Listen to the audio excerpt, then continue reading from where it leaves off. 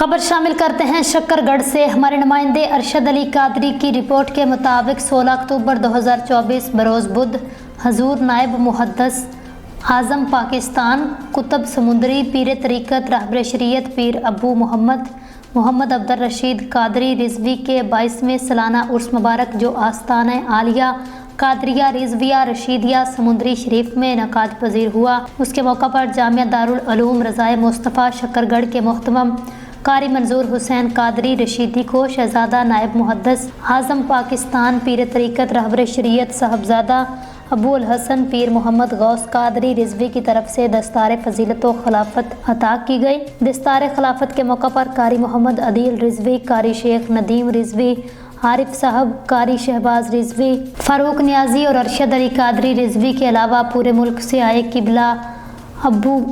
मोहम्मद अब्दुल रशीद कादरी रिजवी के मुरीदों की बहुत बड़ी तादाद मौजूद थी।